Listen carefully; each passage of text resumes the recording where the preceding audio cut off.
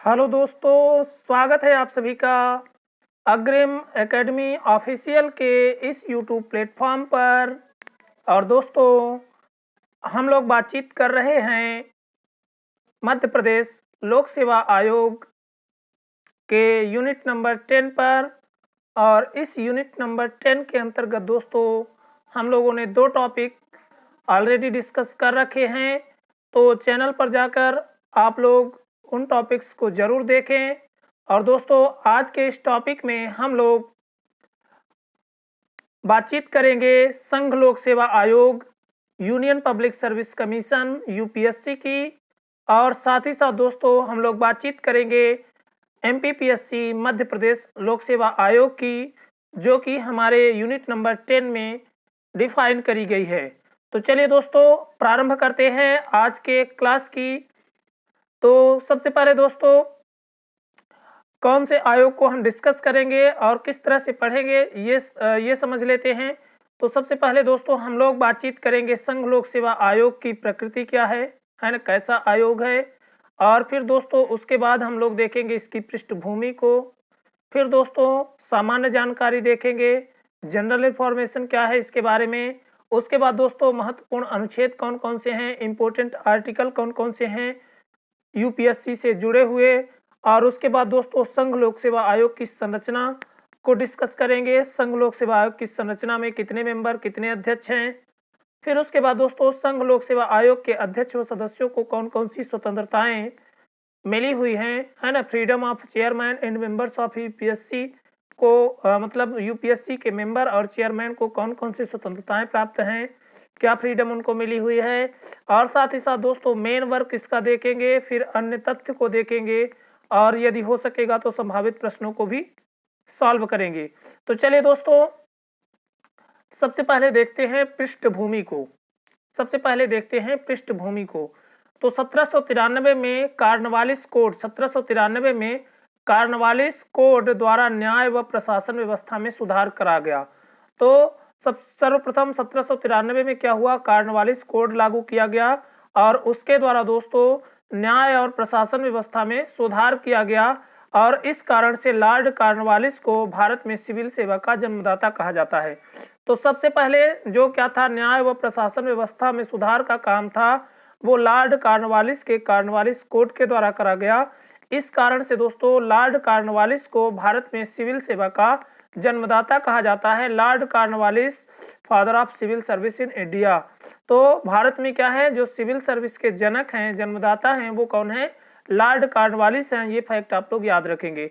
1793 में सबसे पहले कार्नवालिस कोड के द्वारा, है ना, न्याय व प्रशासन व्यवस्था में सुधार करा गया और इसी कारण से लॉर्ड कार्नवालिस को भारत में सिविल सेवा का जन्मदाता भी माना जाता है। आगे देख लेते हैं दोस्तों।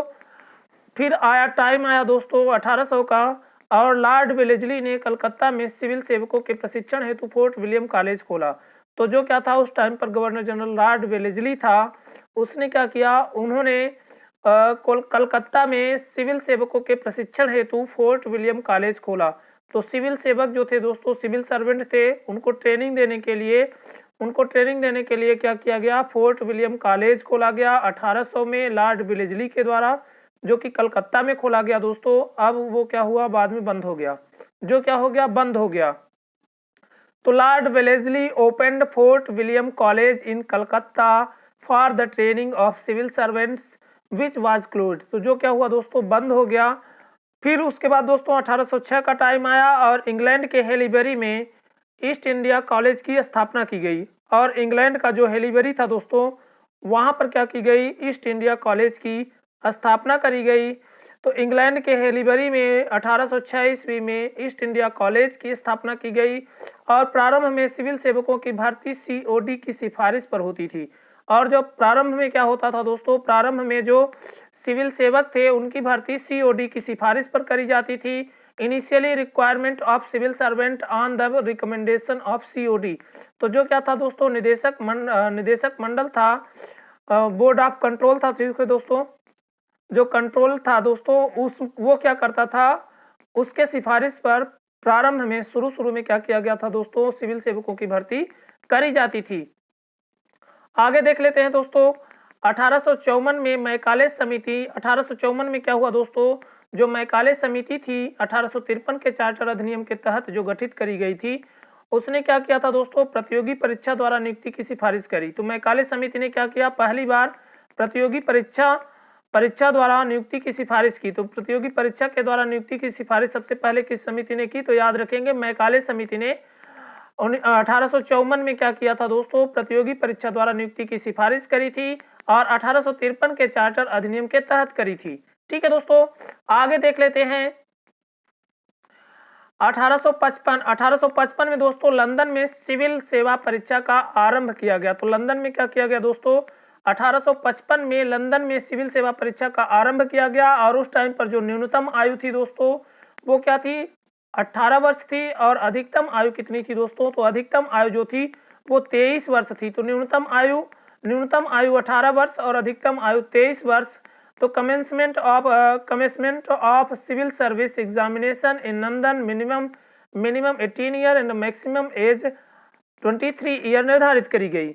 1864 में दोस्तों रविंद्रनाथ टैगोर के भाई सत्येंद्रनाथ टैगोर सिविल सेवा परीक्षा पास करने वाले पहले भारतीय बने। तो रविंद्रनाथ टैगोर के भाई जो सत्येंद्रनाथ टैगोर थे 1864 में ये सिविल सेवा परीक्षा पास करने वाले पहले भारतीय बने।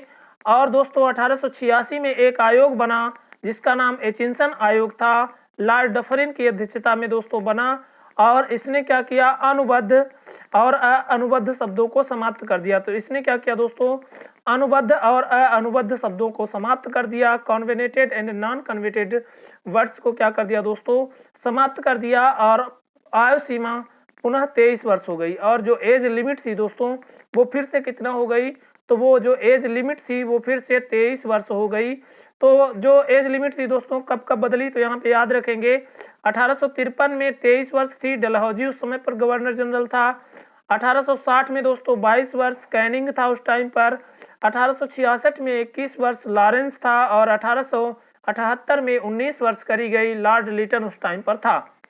तो इस तरह से दोस्तों याद रखेंगे भारत में सिविल सेवा में सुधार हेतु 1874 में सिविल सेवा से बर्खास्त किए गए सुरेंद्रनाथ बनर्जी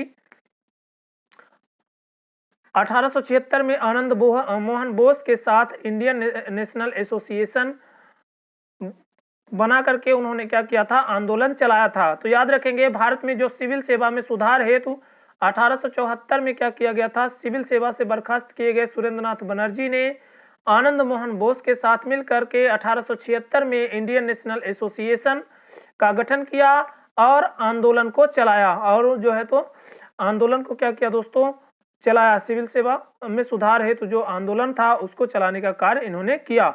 आगे देख लेते हैं दोस्तों इस्लिंगटन आयोग। ठीक है दोस्तों, इस्लिंगटन आयोग क्या था दोस्तों, तो 1912 का इस्लिंगटन आयोग हार्डिंग द्वितीय ने भारत में प्रतियोगी परीक्षा के आयोजन की सिफारिश करी। तो 1912 में क्या हुआ दोस्तों, इस्लिंगटन आयोग जिसके अध्यक्ष हार्डिंग द्वितीय थे ने क्या किया, भारत में प्रतियोगी परीक्षा के आयोजन की सिफारिश करी। तो 1912 में पहली बार इस्लिंगटन आयोग ने क्या किया, इस्लिंगटन आयोग ने भारत में प्रतियोगी परीक्षाओं के आयोजन की सिफारिश की। और फिर दोस्तों 1922 में भारत में, फिर दोस्तों उनकी सिफारिश के बाद 1922 में भारत के इलाहाबाद में सिविल सेवा परीक्षा का प्रथम आयोजन हुआ।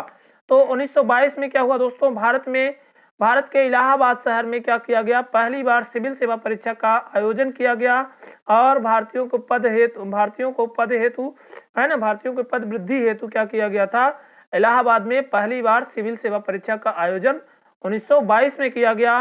1 अक्टूबर 1926 ली आयोग लॉर्ड रीडिंग 1923 की सिफारिश पर लोक सेवा आयोग का गठन किया गया।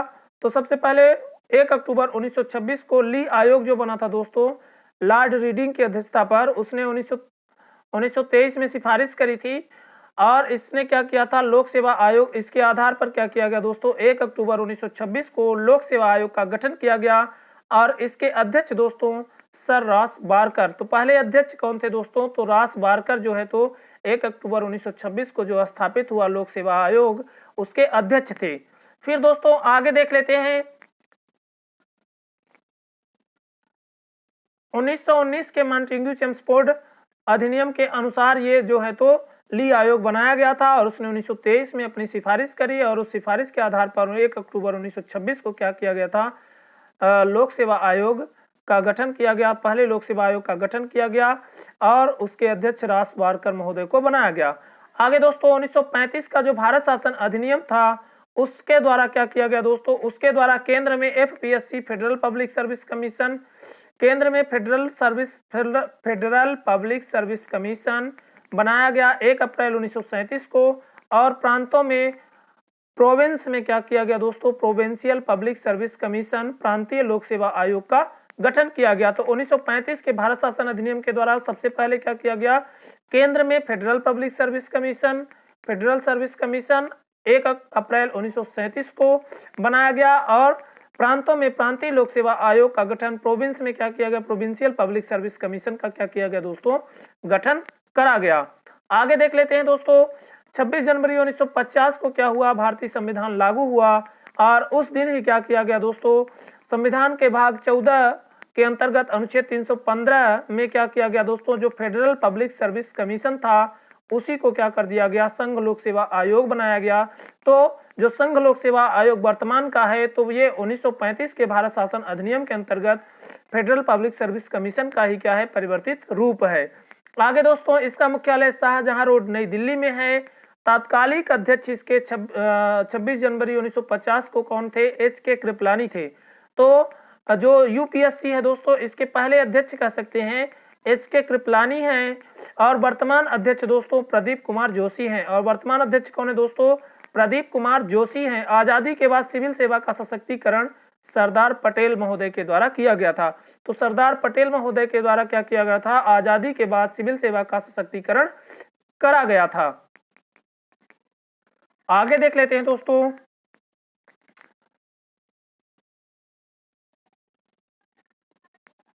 1976 में क्या हुआ दोस्तों, टाइम आया 1976 का, और इस टाइम पर क्या हुआ दोस्तों, इस टाइम पर जो कोठारी आयोग था उसने 3 स्तरीय परीक्षा प्रणाली की सिफारिश करी। तो जो कोठारी आयोग था दोस्तों 1964-65 का, उसने 1976 में 3 स्तरीय 3 टायर एग्जामिनेशन सिस्टम की क्या करी दोस्तों, सिफारिश करी। तो कोठारी आयोग ने क्या किया, 3 स्तरीय परीक्षा प्रणाली की सिफारिश करी। 1989 की सतीश चंद्रा समिति ने निबंध के पेपर की सिफारिश करी, और 1989 में क्या हुआ दोस्तों, जो सतीश चंद्रा समिति बनी थी उसने क्या किया, उसने निबंध के पेपर की सिफारिश की। और 2004 में क्या हुआ दोस्तों, होता समिति बनाई गई और उसने क्या किया, प्रारंभिक परीक्षा में एप्टीट्यूड के पेपर की सिफारिश करी। तो होता समिति ने क्या किया, प्रारंभिक जो परीक्षा है, जो प्रिलिमिनरी एग्जाम है, इसमें जो एप्टीट्यूड का पेपर होता है उसकी सिफारिश होता समिति के द्वारा ही करी गई थी। तो याद रखेंगे ये सभी बैकग्राउंड की बातें, ठीक है दोस्तों, पृष्ठभूमि की बातें। तो इस तरह से दोस्तों यदि पृष्ठभूमि को एक पेज पर हम समअप करें तो यहाँ पे दोस्तों सबसे पहले कार्नवालिस सिविल सेवा का जनक, कार्नवालिस कोड 1793 वाला सिविल सेवा का जनक इस कारण उसको कहा गया। 1800 ईस्वी में क्या हुआ दोस्तों, फोर्ट विलियम कॉलेज खोला गया। कहाँ खोला गया, कलकत्ता में खोला गया, ये बाद में बंद हो गया। 1806 ईस्वी में ईस्ट इंडिया कॉलेज इंग्लैंड के हेलीबरी में खोला गया। 1833 ईस्वी में दोस्तों 1833 का जो चार्टर अधिनियम था दोस्तों उसकी धारा 87 के द्वारा समानता के सिद्धांत को अपनाया गया। और 1854 की मैकाले समिति ने क्या किया दोस्तों, मैकाले समिति ने प्रतियोगी परीक्षा कराने के लिए कहा। और 1855 में दोस्तों लंदन में प्रतियोगी परीक्षा फिर कराई गई। और 1864 में सत्येंद्रनाथ टैगोर प्रथम भारतीय जो सिविल सेवा को पास किया बने। और फिर दोस्तों एचिंसन आयोग 1886 में आया, लॉर्ड डफरिन अध्यक्ष था। 1912 में स्लिंगटन आयोग आया, हार्डिंग द्वितीय का, इसने भी जो है तो सिफारिश करी। तो भारत में पहली बार प्रतियोगी परीक्षा का आयोजन इलाहाबाद में किया गया 1922 में। 1924 में ली आयोग ने रिपोर्ट दी अपनी, और उसके आधार पर 1 अक्टूबर 1926 को लोक सेवा आयोग का गठन किया गया। और फिर बाद में दोस्तों 1935 का भारत शासन अधिनियम आया, और उस अधिनियम के तहत केंद्र में 1 अप्रैल 1937 को federal public service commission, federal लोक सेवा आयोग का गठन किया गया। और 26 जनवरी 1950 को वही क्या हुआ, उसी का परिवर्तित रूप संघ लोक सेवा आयोग यूपीएससी के रूप में सामने आया और 1976 में कोठारी आयोग ने कुछ इसके लिए संस्तुति की, 3 स्तरीय परीक्षा प्रणाली के बारे में कहा और सतीश चंद्रा समिति ने निबंध के पेपर की वकालत करी और 2004 की होता समिति ने प्रिलिमिनरी एग्जाम में क्या किया दोस्तों, प्रिलिमिनरी एग्जाम में इन्होंने एप्टीट्यूड के पेपर को शामिल करने की सिफारिश करी। तो इस तरह से दोस्तों ये हो गया बैकग्राउंड। अब हम लोग डिस्कस कर लेते हैं सामान्य जानकारी, जनरल इन्फॉर्मेशन। ठीक है दोस्तों, अब हम लोग बातचीत करेंगे यूपीएससी संघ लोक सेवा आयोग के बारे में सामान्य जानकारी, जनरल इन्फॉर्मेशन कौन कौन सी है। तो पहली जानकारी दोस्तों, पहली जानकारी यही है कि अनुच्छेद 315 भाग 14 संविधान के भाग 14 के आर्टिकल 315 में क्या है दोस्तों, यूपीएससी के बारे में बताया गया है। तो भाग 14 अनुच्छेद 308 से 323 तक में क्या है, सिविल सर्विसेज के बारे में बताया गया है। तो अनुच्छेद 315 में क्या है दोस्तों, जानकारी है प्रकृति कैसी है, चूंकि क्या है दोस्तों, प्रकृति कैसी है इसकी, चूंकि इसका वर्णन क्या है संविधान में ही किया गया है, इस कारण से ये संवैधानिक निकाय है और अस्थाई है और साथ ही साथ क्या है दोस्तों, स्वतंत्र निकाय है। तो इसकी जो प्रकृति है, नेचर है, संघ लोक सेवा आयोग की प्रकृति नेचर क्या है दोस्तों, संवैधानिक, अस्थाई और स्वतंत्र निकाय है। प्रमुख कार्य क्या है दोस्तों, तो जो प्रमुख कार्य है वो समूह ए तथा समूह बी की केंद्रीय नियुक्ति का कार्य करना। तो समूह ए तथा समूह बी की केंद्रीय नियुक्ति का कार्य कौन करता है, तो केंद्रीय नियुक्ति का कार्य करने का काम जो है ये किसका है, तो ये यूपीएससी का है, संघ लोक सेवा आयोग का है। इसकी स्थापना दोस्तों 1 अक्टूबर 1926 को ली आयोग की सिफारिश के आधार पर करी गई थी। ली आयोग 1922-23 में बना था, 1924 में अपनी रिपोर्ट दिया था। वर्तमान स्वरूप दोस्तों इसका 26 जनवरी 1950 को आया और ये 1935 के अधिनियम का परिवर्तित रूप था। मुख्यालय इसका धौलपुर घर, शाहजहां रोड, नई दिल्ली में है। प्रथम प्रमुख इसके रॉस बारकर 1926 से 32 तक थे। प्रथम भारतीय प्रमुख एच.के. कृपलानी 1947 से 1949 तक थे। प्रथम महिला रॉस मिलियन मैथ्यू थी। तो प्रथम महिला अध्यक्ष, यूपीएससी की प्रथम महिला अध्यक्ष या संघ लोक सेवा आयोग की प्रथम महिला अध्यक्ष रॉस मिलियन मैथ्यू 1992 से 1996 तक थी। वर्तमान में दोस्तों प्रदीप कुमार जोशी हैं और सदस्य संख्या कितनी है दोस्तों, तो सदस्य संख्या इसकी 10 है। तो याद रखेंगे सदस्य संख्या 10। वर्तमान प्रमुख प्रदीप कुमार जोशी, प्रथम महिला रॉस मिलियन मैथ्यू, प्रथम भारतीय एच.के. कृपलानी, प्रथम प्रमुख रॉस बारकर। आगे देख लेते हैं दोस्तों, अब है महत्वपूर्ण अनुच्छेद, इनको भी डिस्कस कर लेते हैं। और इस पार्ट को दोस्तों, महत्वपूर्ण अनुच्छेदों वाले पार्ट को हमको बड़े इत्मीनान से, धैर्य से समझना है, ताकि यूपीएससी या संघ लोक सेवा आयोग से संबंधित यदि प्रश्न आता है हमारी परीक्षा में तो हम उसको जरूर सही टिक करें।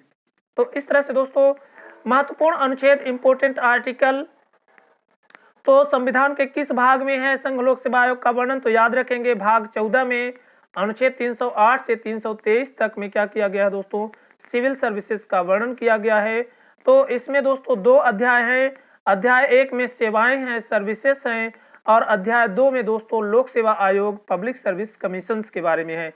तो अध्याय 1 चैप्टर 1 में दोस्तों सर्विसेज, सेवाओं के बारे में है, और अध्याय 2 में दोस्तों लोक सेवा आयोग, चैप्टर 2 में पब्लिक सर्विस कमीशन के बारे में बताया गया है। तो जो सेवाओं का क्या है आर्टिकल है वो अनुच्छेद 308 से 314 तक है, और जो क्या है दोस्तों लोक सेवा आयोग से संबंधित आर्टिकल हैं वो 315 से लगा करके 323 तक में वर्णन किया गया है। तो जो लोक सेवा आयोग है दोस्तों, पब्लिक सर्विस कमीशन हैं, उनका वर्णन कहाँ किया गया है, तो उनका वर्णन 315 से 323, अनुच्छेद 315 से 323 के अंतर्गत करा गया है। तो देख लेते हैं दोस्तों भाग 14 अनुच्छेद 308 से 323, पार्ट 14 आर्टिकल 308 टू 323। तो इसमें क्या किया गया है दोस्तों, वर्णन किया गया है किसका, यूपीएससी का, संघ लोक सेवा आयोग का। तो अनुच्छेद 312 अखिल भारतीय सेवाओं की बात करता है। तो जो अनुच्छेद 312 है दोस्तों ये क्या करता है, अखिल भारतीय सेवाओं की बात करता है, ऑल इंडिया सर्विसेज की बात कहता है। अनुच्छेद 316 क्या, अनुच्छेद 315 क्या कहता है दोस्तों, अनुच्छेद 315 कहता है कि लोक सेवा आयोग की स्थापना, establishment of public service commission. तो अनुच्छेद 315 लोक सेवा आयोग की स्थापना स्थापना की बात करता है, इस्टेब्लिशमेंट की बात करता है। और अनुच्छेद 316 क्या कहता है दोस्तों? अनुच्छेद 316 नियुक्ति, योग्यता, पदावधि व त्यागपत्र। तो इसके सदस्य और जो अध्यक्ष हैं उनकी नियुक्ति, योग्यता और पदावधि की बात कौन करता है? अनुच्छेद 316 करता है। और 317 क्या है दोस्तों? प्रोसेस ऑफ रिमूवल के बारे में है, हटाने की प्रक्रिया के बारे में है। तो अध्यक्ष और सदस्यों को कैसे हटाया जाएगा, इसकी बात अनुच्छेद 317 में बताई गई है कि संघ लोक सेवा आयोग के अध्यक्ष और सदस्यों को किस प्रक्रिया के द्वारा हटाया जाएगा। तो ऐसा अनुच्छेद 317 में बताया गया है। अनुच्छेद 318 अध्यक्ष व सदस्यों की सेवा शर्तों के बारे में है। तो अनुच्छेद 318 क्या कहता है दोस्तों? अध्यक्ष 318 कहता है कि अध्यक्ष व सदस्यों की सेवा शर्तें क्या होगी? Term of service of chairman and members क्या होगा? तो मेंबर्स और क्या है, चेयरमैन की टर्म ऑफ सर्विस क्या होगी, इसकी जो है तो चर्चा अनुच्छेद 318 में करी गई है।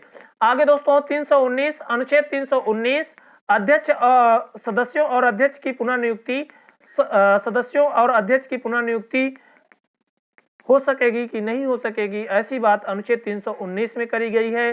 अनुच्छेद 320 में दोस्तों, अनुच्छेद 320 में लोक सेवा आयोग के कार्यों के बारे में बात करी गई है, functions of public service commissions के बारे में बात करी गई है। अनुच्छेद 322 दोस्तों संचित निधि पर भारित व्यय। तो जो क्या होगा दोस्तों, संघ लोक सेवा आयोग के अध्यक्ष और सदस्य हैं उनको उनके जो खर्चे होंगे, वेतन भत्ते होंगे, वो संचित निधि पर भारित होते हैं, ऐसी बात यहाँ पे अनुच्छेद 322 में करी गई है। अनुच्छेद 323 लोक सेवा आयोग की रिपोर्टों के बारे में है। तो जो अनुच्छेद 323 है दोस्तों, ये लोक सेवा आयोग की रिपोर्ट के बारे में बात करता है कि लोक सेवा आयोग अपनी रिपोर्ट किसको देगा एंड कैसे देगा। आगे दोस्तों हम लोग इनको डिटेल में एक एक आर्टिकल को देखेंगे और समझेंगे कि कहाँ पर क्या क्या प्रावधान किए गए हैं। तो आगे देख लेते हैं दोस्तों। तो सबसे पहले हमारा पहला अनुच्छेद है दोस्तों, अनुच्छेद 312। अनुच्छेद 312 अखिल भारतीय सेवाओं की बात करता है। तो अनुच्छेद 312 क्या करता है दोस्तों? अखिल भारतीय सेवाओं की बात करता है। आर्टिकल 312, आर्टिकल 312 क्या कहता है दोस्तों? ऑल इंडिया सर्विसेज की बात कहता है। ऑल इंडिया सर्विसेज की बात कहता है कौन दोस्तों? अनुच्छेद 312। अनुच्छेद 312 क्या कहता है दोस्तों? कि ऑल इंडिया सर्विसेज होगी। और ऑल इंडिया सर्विसेज 312 एक के अंतर्गत संसद में राज्यसभा, संसद में राज्यसभा को क्या है दोस्तों? स्पेशल पावर है कि वो क्या करे, राज्यसभा अपने उपस्थित तथा मत देने वाले सदस्यों के 2/3 बहुमत, अपने उपस्थित तथा मत देने वाले सदस्यों के 2/3 बहुमत द्वारा अखिल भारतीय सेवा का गठन कर सकेगी। तो संसद में राज्यसभा को क्या है दोस्तों? विशेषाधिकार है कि वो क्या करे, अपने उपस्थित और मत देने वाले सदस्यों के 2/3 बहुमत द्वारा यदि नई अखिल भारतीय सेवा के गठन करना है तो उसका प्रस्ताव राज्यसभा करेगी। ठीक है दोस्तों, और संसद उसको स्वीकार कर ले। तो इस तरह से क्या हो जाएगा दोस्तों? अखिल भारतीय सेवा का गठन हो जाएगा। और ऐसा संसद ने किया भी है। 1 जुलाई 1966 को भारतीय वन सेवा का गठन राज्यसभा के द्वारा किया गया था। अनुच्छेद 312(2) क्या कहता है दोस्तों? अनुच्छेद 312(2) कहता है कि भारतीय 2 प्रकार की सेवाएं होंगी। सेवाएं कितने प्रकार की? अखिल भारतीय सेवाएं 2 प्रकार की हैं। भारतीय प्रशासनिक सेवा, इंडियन एडमिनिस्ट्रेटिव सर्विस, और दोस्तों भारतीय पुलिस सेवा, इंडियन पुलिस सर्विस। तो अनुच्छेद 312(2) 2 प्रकार की सेवाओं की बात करता है। एक भारतीय प्रशासनिक सेवा, इंडियन एडमिनिस्ट्रेटिव सर्विस IAS, जो कि कार्मिक मंत्रालय के अंतर्गत काम करता है। और दूसरी दोस्तों भारतीय पुलिस सेवा, इंडियन पुलिस सर्विस IPS, ये गृह मंत्रालय के अंतर्गत कार्य करता है। ठीक है दोस्तों, आगे है अनुच्छेद 312(3). अनुच्छेद 312(3) क्या बात करता है दोस्तों? अखिल भारतीय न्यायिक सेवा जिला न्यायाधीश तक। तो जो अखिल भारतीय न्यायिक सेवा है वो उसमें क्या है, जिला न्यायाधीश तक क्या है, अखिल भारतीय न्यायिक सेवाएं शामिल होती हैं। तो अखिल भारतीय सेवा अधिनियम 1951 में बनाया गया था। ठीक है दोस्तों, तो याद रखेंगे अखिल भारतीय सेवा अधिनियम कब बनाया गया था? तो 1951 में बनाया गया था। आगे देख लेते हो दोस्तों अनुच्छेद 315, आर्टिकल 315। अनुच्छेद 315 क्या बात करता है? तो अनुच्छेद 315 का सब क्लास 1 कहता है दोस्तों कि संघ के लिए एक संघ लोक सेवा आयोग होगा। संघ के लिए क्या होगा दोस्तों? संघ के लिए एक संघ लोक सेवा आयोग होगा और राज्य के लिए राज्य लोक सेवा आयोग होंगे। और राज्यों के लिए क्या होंगे दोस्तों, राज्य के लिए राज्य लोक सेवा आयोग होंगे, यूनियन के लिए दोस्तों यूनियन पब्लिक सर्विस कमीशन, और स्टेट के लिए क्या होगा दोस्तों, स्टेट पब्लिक सर्विस कमीशन होंगे।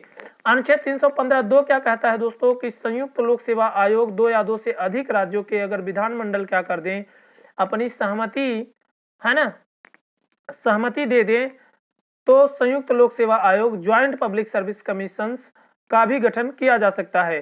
ठीक है दोस्तों, तो संयुक्त लोक सेवा आयोग का गठन भी किया जाएगा यदि क्या करें, 2 या 2 से अधिक राज्यों के जो विधानमंडल हैं अपनी सहमति प्रदान कर दे। तो 2 या 2 से अधिक राज्यों के विधानमंडलों की सहमति से संयुक्त लोक सेवा आयोग बन सकेगा।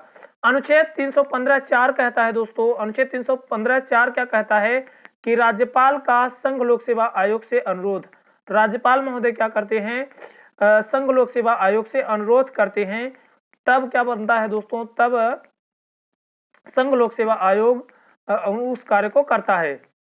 आगे देख लेते हैं दोस्तों अनुच्छेद 316, अनुच्छेद 316(1) क्या कहता है दोस्तों, अनुच्छेद 316(1) अध्यक्ष व सदस्यों की नियुक्ति तथा योग्यता की बात करता है। तो अनुच्छेद 316(1) में अध्यक्ष व सदस्यों की नियुक्ति तथा योग्यताओं के बारे में बताया गया है, और बताया गया है दोस्तों कि जो संघ लोक सेवा आयोग है और जो संयुक्त लोक सेवा आयोग है उसके अध्यक्ष व सदस्यों की नियुक्ति राष्ट्रपति के द्वारा करी जाएगी। प्रेसिडेंट क्या करेंगे, अपॉइंटमेंट देंगे अध्यक्ष और सदस्यों को यूपीएससी के और ज्वाइंट पीएससी के, जेपीएससी के। तो यूपीएससी एंड जेपीएससी के अध्यक्ष और सदस्यों की अपॉइंटमेंट लेटर जारी करने का काम कौन करेंगे, तो राष्ट्रपति महोदय करेंगे। और जो राज्य क्या है, राज्य लोक सेवा आयोग हैं, उनके जो अध्यक्ष और सदस्य हैं उनकी नियुक्ति करने का कार्य राज्यपाल के द्वारा किया जाएगा। योग्यता क्या होगी दोस्तों, तो योग्यता है आधे सदस्यों को भारत राज्य सरकार में 10 वर्ष का प्रशासनिक अनुभव होना चाहिए।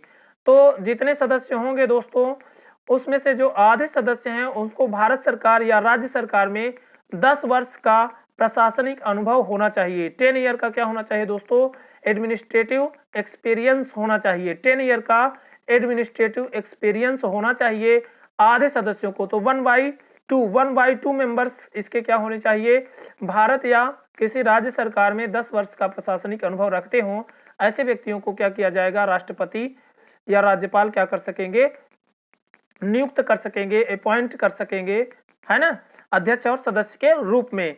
आगे देख लेते हैं दोस्तों अनुच्छेद 316(1)(a) कार्यकारी अध्यक्ष की बात करता है।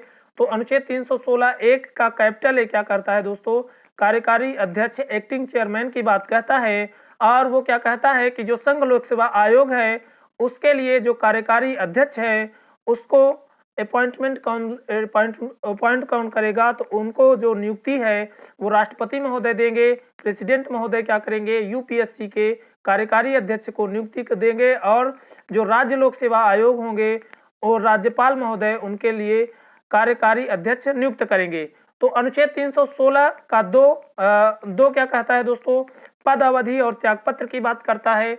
तो पदावधि कितनी होगी इनकी, और या त्यागपत्र ये कब देंगे, तो ये दोस्तों थोड़ा सा ध्यान में रखेंगे कि जो संघ लोक सेवा आयोग है उसके सदस्य और अध्यक्षों की जो पदावधि है वो पदावधि कितनी है, 6 वर्ष है। और जो अधिकतम आयु है दोस्तों, जो मैक्सिमम एज है इनकी वो कितना है, तो यूपीएससी के सदस्यों की जो मैक्सिमम एज है वो 65 वर्ष है। एसपीएससी, स्टेट पीएससी की जो क्या है दोस्तों आयु है वो 62 वर्ष है। और जो ज्वाइंट पीएससी है दोस्तों, संयुक्त लोक सेवा आयोग है, उसकी क्या है दोस्तों, जो सदस्य और अध्यक्षों की अधिकतम आयु है वो 62 वर्ष है, 62 ईयर है। ठीक है दोस्तों, तो याद रखेंगे अनुच्छेद 316(2) क्या कहता है, अध्यक्ष व सदस्यों के पदावधि और त्यागपत्र किस तरह से होंगे ये बात करता है। ठीक है दोस्तों, तो आगे देख लेते हैं। पदावधि ट्रेनर 6 वर्ष का है। अधिकतम आयु कितनी है, यूपीएससी की 65 वर्ष, एसपीएससी की 62 वर्ष, और जेपीएससी की भी क्या है दोस्तों 62 वर्ष है। त्यागपत्र किसको देंगे, तो त्यागपत्र याद रखेंगे यूपीएससी और जेपीएससी के जो अध्यक्ष और सदस्य हैं वो राष्ट्रपति महोदय को त्यागपत्र देंगे। और जो एसपीएससी, जो स्टेट पीएससी है, उसके जो अध्यक्ष और सदस्य हैं उनको वो अपना त्यागपत्र राज्यपाल महोदय को देंगे। तो यूपीएससी और जेपीएससी के अध्यक्ष और सदस्य राष्ट्रपति महोदय को त्यागपत्र देंगे और जो राज्य लोक सेवा आयोग के अध्यक्ष और सदस्य हैं वो राज्यपाल महोदय को अपना त्यागपत्र रिजिग्नेशन देंगे। ठीक है दोस्तों, आगे देख लेते हैं अनुच्छेद 316(3). अनुच्छेद 316(3) क्या कहता है दोस्तों? ये फिर से क्या कह रहा है कि उसी पद पर नियुक्त नहीं होंगे, पुनः नियुक्ति के नहीं हो सकेगी, उसी पद पर पुनः नियुक्त नहीं हो सकेंगे। अध्यक्ष और सदस्य क्या हो सकेंगे दोस्तों? उसी पद पर नियुक्त नहीं, अपॉइंट नहीं हो सकेंगे। Not appointed to the same position again. तो पुनः क्या है, उसी पद पर नियुक्त नहीं करे जाएंगे, चाहे वो यूपीएससी के अध्यक्ष या सदस्य हो, चाहे वो जेपीएससी के अध्यक्ष या सदस्य हो, ये क्या या एसपीएससी के क्या हो, अध्यक्ष या सदस्य हो। तो याद रखेंगे दोस्तों, उसी पद पर पुनः नियुक्त नहीं होंगे, अनुच्छेद 316(3) कहता है। आगे दोस्तों अनुच्छेद 317। अनुच्छेद 317 क्या कहता है दोस्तों? अनुच्छेद 317(1) कहता है कि अध्यक्ष व सदस्यों को किस विधि से हटाया जाएगा। अध्यक्ष व सदस्यों के हटाने की प्रक्रिया की बात करता है कि किस मेथड के द्वारा, किस विधि के द्वारा अध्यक्ष व सदस्यों को हटाया जा सकेगा। तो जो यूपीएससी और जेपीएससी एंड स्टेट पीएससी है, इसके अध्यक्ष और सदस्यों को क्या किया जाएगा? राष्ट्रपति महोदय, एक तो राष्ट्रपति महोदय हटाएंगे और उसके लिए आधार क्या होगा दोस्तों? उसके लिए जो बेस होगा, ग्राउंड होगा, वो क्या होगा? तो वो होगा साबित कदाचार, प्रूव्ड मिसबिहेवियर। साबित कदाचार या प्रूव्ड मिसबिहेवियर के आधार पर, है ना, राष्ट्रपति महोदय हटाएंगे और इसके लिए एक विशेष प्रक्रिया अपनाई जाएगी। प्रक्रिया क्या होगी? अनुच्छेद 145 के तहत उच्चतम न्यायालय की जांच के बाद जो उच्चतम न्यायालय सलाह देगा उसको मानने के लिए राष्ट्रपति महोदय बाध्य होंगे। तो राष्ट्रपति महोदय उच्चतम न्यायालय की जांच कराएंगे और उच्चतम न्यायालय अनुच्छेद 145 के तहत जो क्या करेगा, सलाह देगा, उसको राष्ट्रपति महोदय जी मानने को बाध्य होंगे। ठीक है दोस्तों, तो याद रखेंगे यहाँ पे राष्ट्रपति महोदय बाध्य है।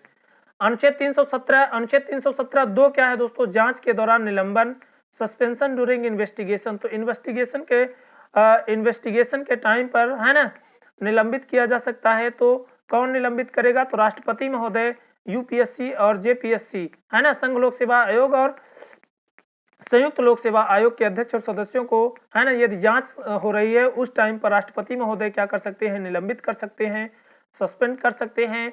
और दोस्तों एसपीएससी, राज्य लोक सेवा आयोग के अध्यक्ष और सदस्यों को राज्यपाल महोदय, है ना, जांच के दौरान निलंबन कर सकेंगे। अनुच्छेद 317(3) क्या कहता है दोस्तों? अनुच्छेद 317(3) अध्यक्ष व सदस्यों को हटाने के जो अन्य आधार हैं उनकी बात करता है। तो अन्य जो आधार हैं, दिवालिया हो गया हो, अध्यक्ष या सदस्य दिवालिया हो गया हो, बैंकरप्ट हो गया हो, है ना, बैंक से पैसा लिया हो, उसको चुका ना पाया हो, अन्य कहीं पर वैतनिक कार्य करने लगा हो, अन्य कहीं से लाभ प्राप्त करने लगा हो, पैसे के रूप में कार्य करने लगा हो, मानसिक शारीरिक रूप से अक्षम हो गया हो, मेंटल फिजिकल डिसेबल हो गया हो, तो इस रूप से वे क्या हो जाएगा दोस्तों? अन्य जो ये आधार हो गए।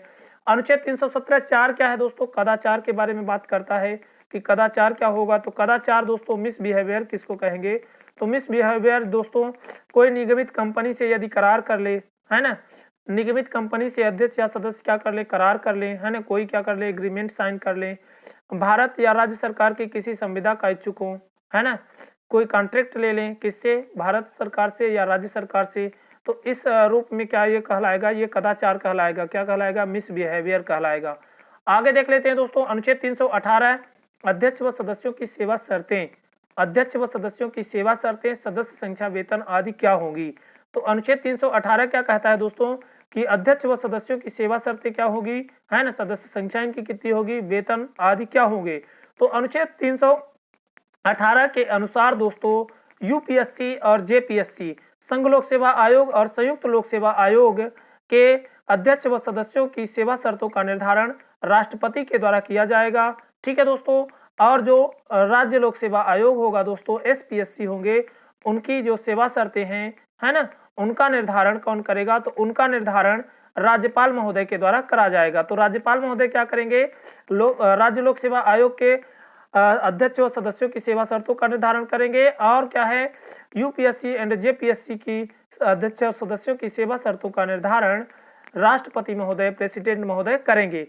तो संघ लोक सेवा आयोग के सदस्य नियम 1969 के अनुसार, और राष्ट्रपति ने क्या किया है? राष्ट्रपति ने इसके लिए संघ लोक सेवा आयोग सदस्य नियम 1969 बनाया है, तो संघ लोक सेवा आयोग सदस्य नियम 69 बना करके राष्ट्रपति ने इसकी धारा 3 के तहत क्या किया है, सदस्य संख्या 10 अध्यक्ष के बिना निर्धारित करी है। तो विदाउट चेयरमैन कितनी संख्या है, 10 है, जिसमें अध्यक्ष इंक्लूड नहीं किया गया है। तो यहाँ पे दोस्तों याद रखेंगे 1+10 का सिस्टम बना दिया गया है राष्ट्रपति महोदय के द्वारा। तो 1+ क्या है दोस्तों, 10 का सिस्टम है। ठीक है दोस्तों, और ये सिस्टम कहाँ से आया है, तो याद रखेंगे कि संघ लोक सेवा आयोग सदस्य नियम 1969 के तहत राष्ट्रपति द्वारा नियम बनाए गए हैं। और ये धारा 3 में क्या है, सदस्य संख्या बताई गई है कि 10 अध्यक्ष के बिना होगी। और धारा 4 में दोस्तों वेतन के बारे में है, तो अध्यक्ष का वेतन 2.5 लाख रुपए, 2.5 लाख रुपए, और सदस्यों का वेतन 2.25 लाख रुपए होगा। तो अध्यक्ष का वेतन दोस्तों 2.5 लाख रुपए, और दोस्तों जो सदस्य हैं उनका वेतन 2.25 लाख रुपए होगा। धारा 3 के अनुसार अधिकतम सदस्य संख्या 10 अध्यक्ष के बिना है। तो 10 क्या है दोस्तों, अध्यक्ष के बिना है अधिकतम सदस्य संख्या। तो इस तरह से दोस्तों maximum member number can be 10 without the chairman. तो बिना चेयरमैन के क्या है दोस्तों, अधिकतम जो सदस्य संख्या है वो 10 है।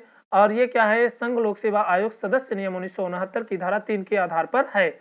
आगे देख लेते हैं दोस्तों, अनुच्छेद 319 आयोग के सदस्यों और अध्यक्ष की पुनर्नियुक्ति। तो आयोग के जो क्या होंगे, सदस्य होंगे और अध्यक्ष होंगे, उनको पुनर्नियुक्ति किस तरह से मिलेगी, इसकी बात अनुच्छेद 319 करता है। तो अनुच्छेद 319 क्या कहता है दोस्तों, कि आयोग के सदस्यों और अध्यक्षों की पुनर्नियुक्ति कैसे होगी। तो यहाँ पे याद रखेंगे कि जो यूपीएससी है, संघ लोक सेवा आयोग है, यूनियन पब्लिक सर्विस कमीशन है, उसके अध्यक्ष पुनर्नियुक्त नहीं होंगे, तो नॉट रीअपॉइंटमेंट होंगे, वो फिर से नियुक्त नहीं हो सकेंगे, पुनः नियुक्त नहीं होंगे। संघ लोक सेवा आयोग के अध्यक्ष क्या होंगे, पुनः नियुक्त नहीं होंगे। सदस्य मात्र जो मेंबर हैं वो केवल क्या होंगे दोस्तों, यूपीएससी का अध्यक्ष बन सकेंगे, है ना। और अन्य जो राज्य लोक सेवा आयोग हैं उनके क्या बन सकेंगे, अध्यक्ष बन सकेंगे। तो इस तरह से दोस्तों जो यूपीएससी है, संघ लोक सेवा आयोग है, उसके अध्यक्ष फिर से नियुक्त नहीं होंगे। सदस्यों को है ना यूपीएससी का अध्यक्ष बन सकते हैं, या कि किसी राज्य लोक सेवा आयोग का क्या बन सकेंगे, अध्यक्ष बन सकेंगे। इसी तरह से दोस्तों जो क्या है, राज्य लोक सेवा आयोग हैं, जो राज्य लोक सेवा आयोग हैं, एसपीएससीज हैं, तो उनके अध्यक्ष क्या होंगे दोस्तों, उनके अध्यक्ष मात्र क्या बन सकेंगे दोस्तों, यूपीएससी के अध्यक्ष बन सकेंगे, या यूपीएससी के सदस्य बन सकते हैं, या अन्य जो है तो राज्य लोक सेवा आयोग के अध्यक्ष बन जाएं। तो जो क्या है दोस्तों, राज्य लोक सेवा आयोग है, उनके अध्यक्ष केवल संघ लोक सेवा आयोग के अध्यक्ष बनेंगे, और संघ लोक सेवा आयोग के सदस्य बन सकते हैं, या अन्य जो राज्य लोक सेवा आयोग हैं उनके अध्यक्ष बन सकेंगे। सदस्य मात्र क्या है, यूपीएससी का अध्यक्ष बन सकेंगे, है ना, यूपीएससी का सदस्य बन सकेंगे, और उसी या अन्य क्या है राज्य लोक सेवा आयोग में क्या बन सकेंगे दोस्तों, अध्यक्ष बन सकेंगे। तो इस तरह से याद रखेंगे कि जो राज्य लोक सेवा आयोग होंगे उनके अध्यक्ष यूपीएससी के अध्यक्ष बन सकते हैं, है ना, यूपीएससी के सदस्य बन सकते हैं, या अन्य जो राज्य लोक सेवा आयोग है उनके क्या बन सकेंगे दोस्तों, अध्यक्ष बन सकेंगे। सदस्य क्या होंगे, सदस्य केवल यूपीएससी के अध्यक्ष बन सकेंगे, यूपीएससी के सदस्य बन सकेंगे, उसी या अन्य एसपीएससी में क्या हो सकते हैं दोस्तों, अध्यक्ष बन सकते हैं। स्टेट पीएससी में क्या बन सकते हैं दोस्तों, अध्यक्ष बन सकते हैं। तो ये चीजें आप लोग याद में रखेंगे। आगे देख लेते हैं दोस्तों अनुच्छेद 320। अनुच्छेद 320 लोक सेवा आयोग के कार्य की बात करता है। अनुच्छेद 320 क्या कहता है दोस्तों, कि लोक सेवा आयोग के कार्य क्या होंगे, functions of public service commission क्या होंगे। तो जो लोक सेवा आयोग है उसके कार्य क्या होंगे, ये अनुच्छेद 320 कहता है। और 320 का एक क्या कहता है दोस्तों, कि यूपीएससी संघ की सेवाओं की नियुक्तियां करने का काम करता है। तो जो संघ लोक सेवा आयोग है वो संघ सरकार की सेवाओं में नियुक्तियां करेगा। तो संघ की जो सेवाएं हैं उनमें नियुक्तियां करने का काम संघ लोक सेवा आयोग करता है, और राज्य की सेवाओं में नियुक्तियां करने का काम राज्य लोक सेवा आयोग करेगा। तो यूपीएससी क्या करेगा, संघ की सेवाओं में नियुक्तियां करता है, और जो एसपीएससीज हैं ये राज्य की सेवाओं में नियुक्तियां करने का काम करते हैं। अनुच्छेद 320(2) क्या कहता है दोस्तों, अनुच्छेद 320(2) कहता है कि यूपीएससी राज्यों की संयुक्त सेवाओं की नियुक्ति में सहायता भी करेगा। तो यूपीएससी क्या करेगा, जो राज्य हैं उनमें यदि ज्वाइंट क्या है पब्लिक सर्विस कमीशन का गठन किया गया है तो उनकी नियुक्ति में भी क्या करेगा, सहायता करेगा। आगे दोस्तों अनुच्छेद 320(3) यूपीएससी एसपीएससी निम्न पर सलाह देने का काम करेंगे। तो जो क्या है संघ लोक सेवा आयोग हैं और राज्य लोक सेवा आयोग हैं वो निम्न पर क्या करेंगे, सलाह देने का काम भी करेंगे। तो सिविल सेवा के नियम सिविल सेवा के नियम बनाते समय सलाह देंगे, परीक्षा प्रणाली एग्जामिनेशन सिस्टम पर सलाह देने का काम करेंगे, पदोन्नति और स्थानांतरण आदि के विषय में भी क्या करेंगे, सलाह देने का कार्य कौन करेगा, यूपीएससी और एसपीएससी करेंगे। ठीक है दोस्तों, आगे देख लेते हैं अनुच्छेद 320(5) क्या कहता है। तो अनुच्छेद 320(5) कहता है कि राष्ट्रपति राज्यपाल द्वारा बनाए गए नियम 14 दिन के भीतर विधायिका के समक्ष रखे जाएंगे। तो जो राष्ट्रपति और राज्यपाल क्या करेंगे, नियम बनाएंगे, है ना, संघ लोक सेवा आयोग और राज्य लोक सेवा आयोग से संबंधित जो नियम बनाएंगे उनको 14 दिन के अंदर अंदर क्या करना होगा, विधायिका के समक्ष रखा जाएगा, संसद के समक्ष या राज्य विधानमंडल के समक्ष रखा जाएगा। तो जब राष्ट्रपति महोदय जो नियम बनाएंगे तो वो संसद के समक्ष, और जो राज्यपाल महोदय नियम बनाएंगे वो क्या होगा, राज्य विधानमंडल के समक्ष रखा जाएगा। अनुच्छेद 321 लोक सेवा आयोग के कार्यों का विस्तार कितना होगा, इसकी बात करता है।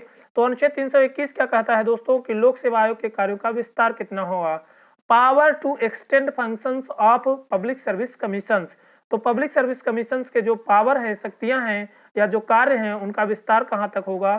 तो जो यूपीएससी है उसका विस्तार संसद की जो कानून बनाने की शक्ति है वहां तक होगा, और क्या है जो राज्य लोक सेवा आयोग है ये राज्य विधानमंडल की जहां तक कानून बनाने की शक्ति है वहां तक होगा। आगे दोस्तों अनुच्छेद 322 यूपीएससी के व्यय की बात करता है। अनुच्छेद 322 क्या कहता है कि संघ लोक सेवा आयोग का जो व्यय होगा वो क्या होगा, भारत की संचित निधि पर भारित होगा। तो संघ लोक सेवा आयोग का जो व्यय है वो भारत की संचित निधि पर भारित होगा, है ना, चार्ज एक्सपेंडिचर होगा।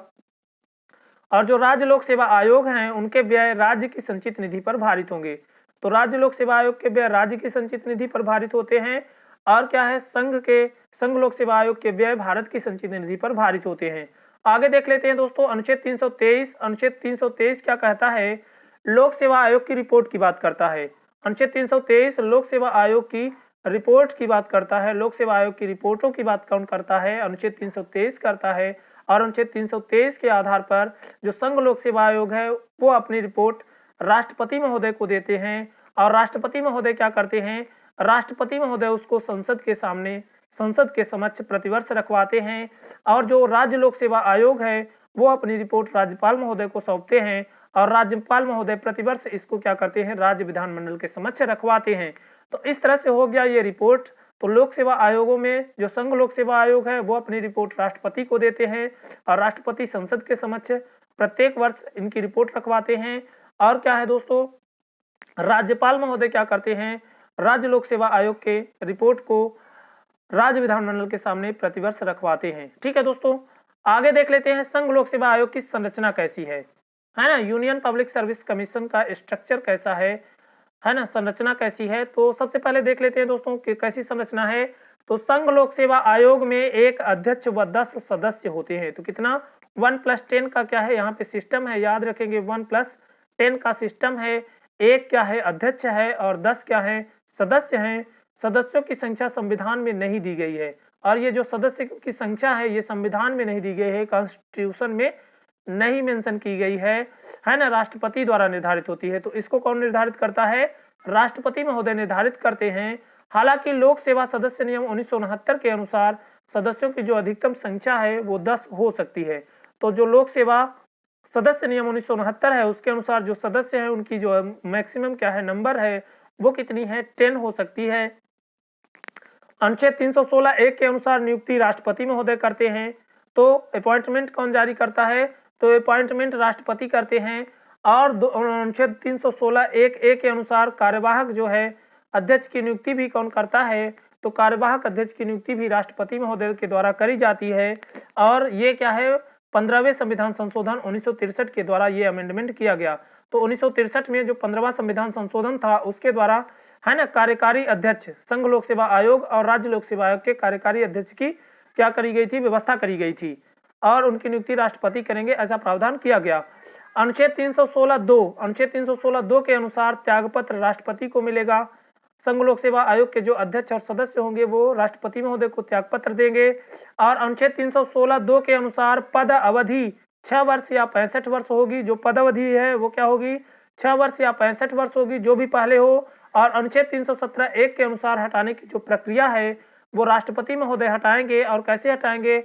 तो सर्वोच्च न्यायालय से जांच कराएंगे, और यदि वो जांच क्या होती है साबित कदाचार के आधार पर, है ना, वो जांच क्या होती है जो सुप्रीम कोर्ट देता है, तो उसको मानने के लिए राष्ट्रपति महोदय बाध्य होंगे। तो राष्ट्रपति सर्वोच्च न्यायालय की जांच के बाद साबित कदाचार के आधार पर अध्यक्ष और सदस्यों को हटाएंगे। आगे दोस्तों, अनुच्छेद 317(2) के अनुसार निलंबन राष्ट्रपति कर सकेंगे। संघ लोक सेवा आयोग के अध्यक्ष और सदस्यों का निलंबन कौन कर सकेगा? राष्ट्रपति महोदय कर सकेंगे जांच के दौरान। अनुच्छेद 317(3) के अनुसार हटाने के अन्य जो आधार हैं वो दिवालिया या अन्य वैतनिक कार्य या शारीरिक व मानसिक रूप से अक्षम हो जाने पर, है ना, अन्य आधार हैं। अनुच्छेद 317(3) कहता है सदस्यों की योग्यता का बृहद निर्धारण संविधान में नहीं किया गया है। हालांकि अनुच्छेद 316(1) के अनुसार आयोग के जो आधे सदस्य हैं वो भारत सरकार या राज्य सरकार के अधीन कम से कम 10 वर्ष का क्या रखते हो? एडमिनिस्ट्रेटिव एक्सपीरियंस रखते हो, प्रशासनिक अनुभव रखते हो। ऐसे व्यक्तियों को क्या करेगा, है ना, राष्ट्रपति या राज्यपाल महोदय क्या कर सकेंगे? अध्यक्ष और सदस्य के रूप में नियुक्त कर सकेंगे। आधे सदस्य दोस्तों ध्यान रखेंगे। अनुच्छेद अब दोस्तों संघ लोक सेवा आयोग आगे देख लेते हैं। संघ लोक सेवा आयोग के अध्यक्ष व सदस्यों की स्वतंत्रता। तो संघ लोक सेवा आयोग के अध्यक्ष और सदस्यों को कौन कौन सी स्वतंत्रता मिली है? तो इनको पद अवधि की सुरक्षा प्राप्त है। तो इनको क्या है? पद अवधि की सुरक्षा प्राप्त है। राष्ट्रपति एक निश्चित प्रक्रिया के अनुसार ही अध्यक्ष या सदस्य को हटा सकते हैं। राष्ट्रपति क्या करते हैं? एक निश्चित प्रक्रिया है, उसके अनुसार ही क्या करेंगे? अध्यक्ष और सदस्यों को हटा सकेंगे। सुप्रीम कोर्ट से जांच कराएंगे और सुप्रीम कोर्ट जो राय देगा उसके आधार पर उनको काम करना पड़ेगा। अनुच्छेद 316(3) कहता है कि अध्यक्ष या सदस्य अपने कार्यकाल के बाद पुनः उसी पद पर नियुक्त नहीं होते, अर्थात दूसरा कार्यकाल उनको नहीं दिया जाता है ना। संघ लोक सेवा आयोग के अध्यक्ष व सदस्य का कार्यकाल संघ लोक सेवा आयोग के अध्यक्ष व सदस्य का कार्यकाल के बाद भारत सरकार या राज्य सरकार के अधीन किसी नियोजन का पात्र नहीं हो सकता। तो जो यूपीएससी और क्या है के अध्यक्ष और सदस्य हैं वो कार्यकाल के बाद भारत सरकार या राज्य सरकार के अधीन किसी नियोजन के पात्र नहीं होते हैं। और दोस्तों अनुच्छेद 318 क्या कहता है कि अध्यक्ष या सदस्यों की सेवा शर्तें राष्ट्रपति तय करते हैं, लेकिन नियुक्ति के बाद इसमें अलाभकारी परिवर्तन एंड हार्मफुल क्या है चेंजेस नहीं किए जा सकते हैं। अनुच्छेद 319 के अनुसार संघ लोक सेवा आयोग का कार्यकाल के बाद संघ लोक सेवा आयोग का सदस्य कार्यकाल के बाद संघ लोक सेवा आयोग का अध्यक्ष या किसी राज्य लोक सेवा आयोग का अध्यक्ष बन सकता है, लेकिन भारत सरकार या राज्य सरकार के अधीन किसी दूसरे नियोजन का पात्र नहीं होगा। तो यदि क्या है सदस्य है तो वो संघ लोक सेवा आयोग का अध्यक्ष बन सकेगा या अन्य जो राज्य लोक सेवा आयोग है उसका अध्यक्ष बन सकेगा, अन्य किसी नियोजन का पात्र नहीं होगा, चाहे वो राज्य सरकार हो या भारत सरकार हो। अनुच्छेद 322 के अनुसार अध्यक्ष एवं आयोग के अध्यक्ष एवं सदस्यों के वेतन तथा भत्ते भारत की संचित निधि पर भारित होते हैं। तो जो संघ लोक सेवा आयोग है उसके अध्यक्ष एवं सदस्यों के वेतन भत्ते भारत की संचित निधि पर भारित होते हैं, अतः इन पर संसद में मतदान नहीं होगा। चर्चा करी जा सकती है लेकिन मतदान नहीं होगा, क्योंकि भारत व्यय ऐसे व्यय होते हैं जिन पर संसद में मतदान नहीं होता है, केवल चर्चा होती है।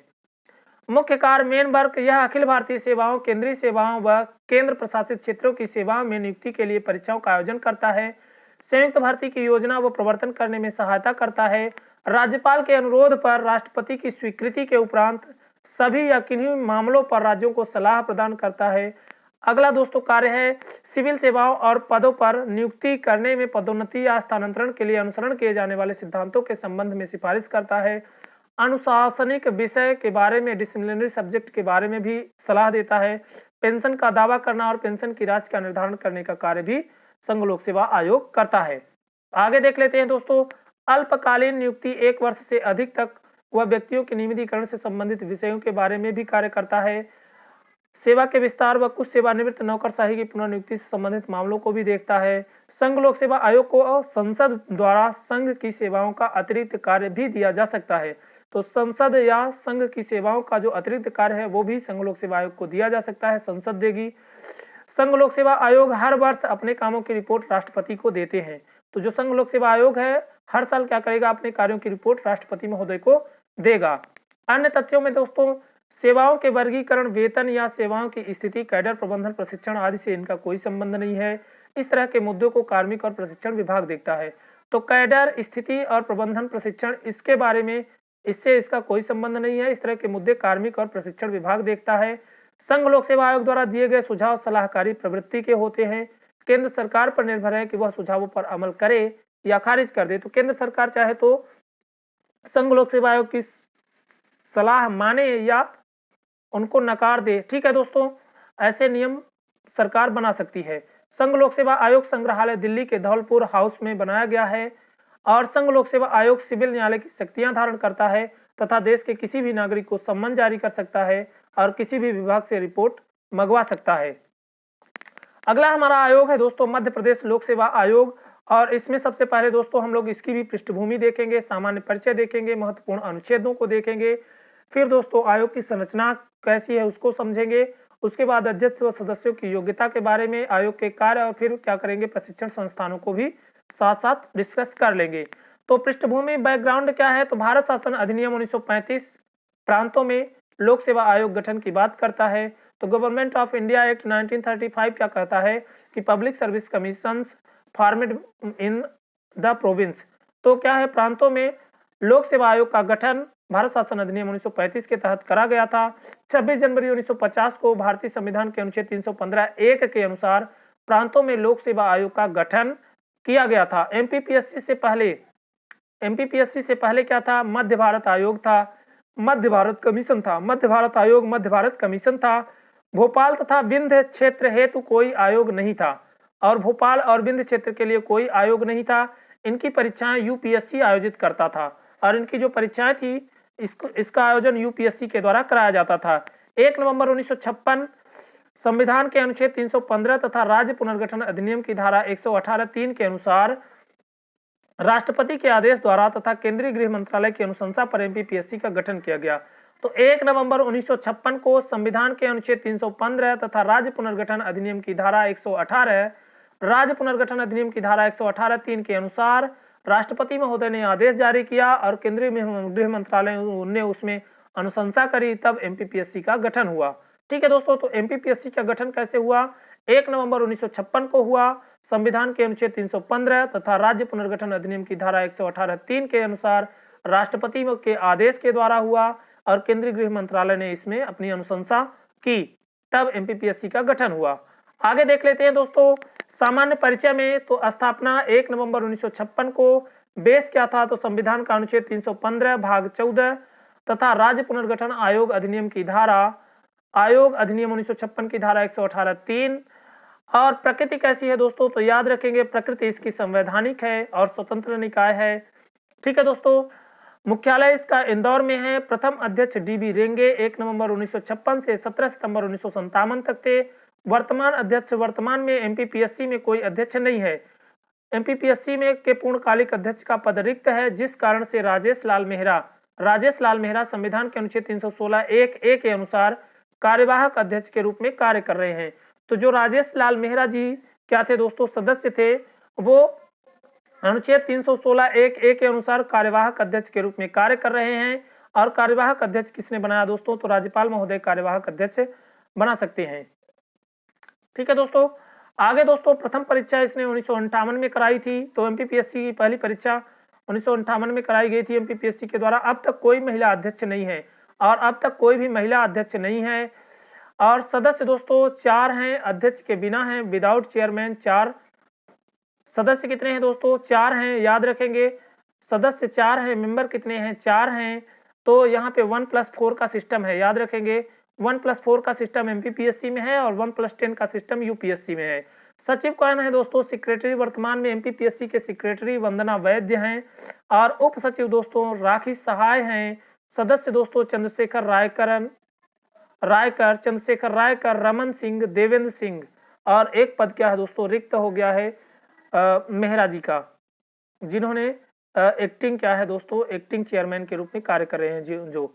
तो इस तरह से दोस्तों याद रखेंगे, श्री डीबी रेंगे पहले, श्री एचसी सेठ दूसरे, और एसपी मसरान दोस्तों तीसरे, और आर राधाकृष्णन चौथे, MP श्रीवास्तव पांचवें, KC तिवारी छठवें और KN सिन्हा सातवें, N सुंदरम आठवें, MB पीटर नौवें, SL शर्मा 10वें, JN कौल 11वें, ओम प्रकाश मेहरा 12वें, विजय शंकर दुबे 13वें, प्रदीप कुमार जोशी 14वें और दोस्तों श्री अशोक कुमार पांडे 15वें और डॉक्टर विपिन बेहर ये 16वें और भास्कर चौबे, प्रोफेसर भास्कर चौबे 17वें थे दोस्तों।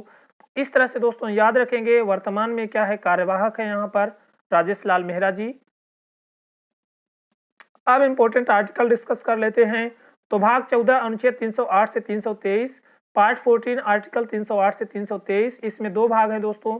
अध्याय 1 में सेवाएं हैं, सर्विसेज, जो 308 से 314 तक है और लोक सेवा आयोग 315 से 323 तक है। तो 315 में दोस्तों राज्यों के लिए राज्य लोक सेवा आयोग की बात करी गई है, वही अनुच्छेद है दोस्तों जो हमने अभी देखा। तो 315 एक में राज्यों में राज्य लोक सेवा आयोग की बात करी गई है, स्टेट में स्टेट पब्लिक सर्विस कमीशन की बात करी गई है। SPSC के जो अध्यक्ष और सदस्य हैं उनकी नियुक्ति तथा योग्यताएं क्या होंगी, तो नियुक्ति राज्यपाल महोदय करेंगे और योग्यताएं क्या होंगी, वही योग्यताएं हैं आधे सदस्यों को भारत सरकार या राज्य सरकार में 10 वर्ष का प्रशासनिक अनुभव होना चाहिए। 316 एक कार्यकारी अध्यक्ष के बारे में बात करता है और कार्यकारी अध्यक्ष की नियुक्ति कौन करता है, तो संघ राज्य लोक सेवा आयोग के कार्यकारी अध्यक्ष की नियुक्ति राज्यपाल महोदय करते हैं। पदावधि कितनी है, 316 2 में पदावधि और त्यागपत्र के बारे में बात करी गई है। तो पदावधि 6 वर्ष है, अधिकतम आयु 62 वर्ष है। राज्य लोक सेवा आयोग के अध्यक्ष और सदस्यों की त्यागपत्र राज्यपाल को देंगे और पुनः उसी पद पर नियुक्त नहीं हो सकेंगे, 316 3 कह रहा है। और अनुच्छेद 317 एक दोस्तों क्या कहता है कि अध्यक्ष व सदस्यों को किस प्रोसेस से हटाया जाएगा, तो यहाँ पे हटाने का काम दोस्तों, हटाने का काम राष्ट्रपति महोदय करेंगे। साबित कदाचार आधार होगा और अनुच्छेद 145 के तहत उच्चतम न्यायालय की जांच के बाद है न बाध्यकारी होगा। राष्ट्रपति उनको क्या, उनकी सलाह मानने के लिए, सुप्रीम कोर्ट की सलाह मानने के लिए राष्ट्रपति बाध्यकारी होगा इस मामले में। अनुच्छेद 317 2 जांच के दौरान निलंबन राज्यपाल कर सकेगा। राज्य लोक सेवा आयोग के जो क्या है दोस्तों अध्यक्ष और सदस्य हैं, इनका निलंबन कौन करेगा, तो राज्यपाल करेगा। केवल राष्ट्रपति हटाएंगे, केवल राष्ट्रपति महोदय, और क्या है निलंबन करने का काम राज्यपाल का होगा। दिवालिया अन्य जो आधार हैं हटाने के, तो 317 3 में दिए गए हैं, दिवालिया हो जाए, अन्य वैतनिक कार्य करने लगे, मानसिक शारीरिक रूप से अक्षम हो जाए। अनुच्छेद 317 4 क्या कहता है दोस्तों, निगमित कंपनी से किसी करार कर लिया हो, मिसबिहेवियर कदाचार को परिभाषित करता है कि कदाचार क्या होंगे, तो किसी निगमित कंपनी से करार कर लिया हो, एग्रीमेंट कर लिया हो किसी कंपनी से, या भारत या राज्य सरकार से किसी प्रकार का कोई कॉन्ट्रैक्ट करने का इच्छुक हो गया हो, तो इस तरह से दोस्तों ये हो गया। आगे अनुच्छेद 318 अध्यक्ष और सदस्यों की सेवा शर्तों की बात करता है और इसमें जो राज्य लोक सेवा आयोग है इनकी सेवा शर्तों का निर्धारण राज्यपाल के द्वारा किया जाता है और राज्यपाल महोदय ने मध्य प्रदेश लोक सेवा आयोग सेवा शर्त नियम 1973 बनाया है और ये 27 जनवरी 1973 को बनाया और उन्होंने दोस्तों धारा 3 के अनुसार अधिकतम जो सदस्य संख्या है वो कितनी है दोस्तों, तो वो 7 है। वर्तमान में सदस्य कितने हैं दोस्तों, तो वर्तमान में सदस्य 4 हैं। तो धारा 4 क्या कहती है दोस्तों, वेतन की बात करती है। तो अध्यक्ष और सदस्य का वेतन दोस्तों वहां पे जो दिया था वही है। इस तरह से दोस्तों ये हो गया। अब दोस्तों अनुच्छेद 319 आयोग के अध्यक्ष और सदस्यों की पुनर्नियुक्ति की बात करता है। तो अध्यक्ष मात्र क्या होंगे दोस्तों, यूपीएससी का अध्यक्ष बन सकता है। तो जो राज्य लोक सेवा आयोग है उसके अध्यक्ष केवल संघ लोक सेवा आयोग के अध्यक्ष बन सकेंगे, संघ लोक सेवा आयोग के सदस्य बन सकेंगे और अन्य जो क्या है दोस्तों, अन्य जो राज्य लोक सेवा आयोग हैं उनके अध्यक्ष बन सकेंगे। और सदस्य क्या होंगे दोस्तों, जो राज्य लोक सेवा आयोग है एमपीपीएससी है, इसका जो सदस्य होगा वो यूपीएससी का अध्यक्ष बन सकता है, संघ लोक सेवा आयोग का अध्यक्ष बन सकता है, संघ लोक सेवा आयोग का सदस्य बन सकता है और एमपीपीएससी में या अन्य जो राज्य लोक सेवा आयोग हैं उसका क्या बन सकेंगे, अध्यक्ष बन सकेंगे। इस तरह से दोस्तों ये हो गया अनुच्छेद 319। अब है आगे 320। अनुच्छेद 320 एक क्या है दोस्तों, अनुच्छेद 320 क्या कहता है, लोक सेवा आयोग के कार्य की बात करता है। तो जो राज्य लोक सेवा आयोग है ये राज्य की सेवा में नियुक्तियां करता है और संघ सेवक की सेवा में नियुक्तियां करने का काम संघ लोक सेवा आयोग का है। देख चुका है हम लोगों ने, तो ये कार्य हम लोगों ने देख लिया है दोस्तों। सिविल सेवा के नियम, परीक्षा प्रणाली, पदोन्नति, स्थानांतरण आदि ये सभी है। अनुच्छेद 320 5 राष्ट्रपति राज्यपाल द्वारा बनाए गए नियम 14 दिन के भीतर विधायिका के समक्ष रखे जाएंगे, हम लोगों ने देखा ही है। अनुच्छेद 321 देख लेते हैं दोस्तों, लोक सेवा आयोग के कार्यों का विस्तार, तो यूपीएससी के कार्यों का जो विस्तार है वो संसद जिन विषयों पर कानून बनाती है वहां तक होगा, और जो राज्य लोक सेवा आयोग हैं तो राज्य विधानमंडल जिन विषयों पर कानून बनाती है वहां तक क्या होगा, राज्य लोक सेवा आयोग के कार्यों का विस्तार होगा। अनुच्छेद 322 दोस्तों, 322 यूपीएससी के व्यय भारत की संचित निधि पर भारित होते हैं, और जो एसपीएससी है, राज्य लोक सेवा आयोग है, उनके व्यय क्या है, राज्य की संचित निधि पर भारी होते हैं। वही चीजें हैं सेम। अनुच्छेद 323 लोक सेवा आयोग की रिपोर्ट की बात करता है, तो जो संघ लोक सेवा आयोग है उसकी रिपोर्ट राष्ट्रपति महोदय क्या करते हैं, संसद के सामने प्रतिवर्ष, संसद के समक्ष प्रतिवर्ष रखवाते हैं, और जो राज्य लोक सेवा आयोग है उसकी रिपोर्ट राज्यपाल महोदय राज्य विधानमंडल के समक्ष प्रतिवर्ष रखवाते हैं। मध्य प्रदेश लोक सेवा आयोग की संरचना कैसी है, तो याद रखेंगे 1+4, 1+4 का यहाँ पे क्या है दोस्तों, सिस्टम है। तो मध्य प्रदेश लोक सेवा आयोग में एक अध्यक्ष व 4 सदस्य होते हैं। सदस्यों की संख्या संविधान में नहीं दी गई है, और जो सदस्य हैं उनकी संख्या क्या है, संविधान में नहीं दी गई है। हालांकि मध्य प्रदेश लोक सेवा सदस्य नियम 1973 के अनुसार सदस्यों की जो अधिकतम संख्या है वो क्या है, 7 हो सकती है। अनुच्छेद 316(1) के अनुसार नियुक्ति कौन करता है, राज्यपाल करते हैं। कार्यकारी अध्यक्ष की नियुक्ति राज्यपाल करते हैं। 15वें संविधान संशोधन 1963 के द्वारा जोड़ा गया। और अनुच्छेद 316(1)(a) जो है दोस्तों 15वें संविधान संशोधन 1963 के द्वारा जोड़ा गया। राज्यपाल महोदय कार्यकारी अध्यक्ष की नियुक्ति करेंगे। अनुच्छेद 316(2) के अनुसार त्यागपत्र राज्यपाल महोदय को देगा। अनुच्छेद 316(2) के अनुसार पद अवधि 6 वर्ष या 62 वर्ष है। 317(1) के अनुसार हटाने की प्रक्रिया राष्ट्रपति महोदय सर्वोच्च न्यायालय से जांच कराएंगे, है ना। साबित कदाचार के आधार पर अध्यक्ष और सदस्यों को हटा सकेंगे। अनुच्छेद 317(2) के अनुसार निलंबन राज्यपाल करेंगे। अनुच्छेद 317(3) के अनुसार हटाने के जो अन्य आधार हैं, दिवालिया, अन्य वैतनिक कार्य करने लगना, शारीरिक मानसिक रूप से अक्षम हो जाना, सदस्यों की योग्यता का बृहद निर्धारण संविधान में नहीं किया गया है। हालांकि संविधान का अनुच्छेद 316(1) कहता है कि आयोग के आधे सदस्य भारत सरकार या राज्य सरकार के अधीन कम से कम 10 वर्षों का प्रशासनिक अनुभव रखते हों, ऐसे व्यक्ति होने चाहिए। मध्य प्रदेश लोक सेवा आयोग के अध्यक्ष व सदस्यों की स्वतंत्रता, तो पद अवधि की सुरक्षा है। राष्ट्रपति द्वारा एक निश्चित प्रक्रिया के आधार पर इनको हटाया जाएगा, है ना, कभी भी नहीं हटाया जा सकता। अनुच्छेद 316(3) के अनुसार अध्यक्ष या सदस्य अपने कार्यकाल के बाद पुनः उसी पद पर नियुक्त नहीं होते, अर्थात दूसरा कार्यकाल नहीं दिया जाता। आयोग के अध्यक्ष व सदस्यों का कार्यकाल के बाद भारत सरकार या राज्य सरकार के अधीन किसी नियोजन के पात्र नहीं हो सकते हैं। अनुच्छेद 318 कहता है कि अध्यक्ष व सदस्यों की सेवा शर्तें राज्यपाल तय करते हैं, लेकिन नियुक्ति के बाद इनमें अलाभकारी परिवर्तन नहीं किया जा सकता है। अनुच्छेद 319 के अनुसार संघ लोक सेवा आयोग का सदस्य कार्यकाल के बाद संघ लोक सेवा आयोग का अध्यक्ष या किसी राज्य लोक सेवा आयोग का अध्यक्ष बन सकता है, लेकिन भारत सरकार या राज्य सरकार के अधीन किसी दूसरे नियोजन का पात्र नहीं होगा। वही बातें हैं, लिखी हुई है। आगे देख लेते हैं दोस्तों।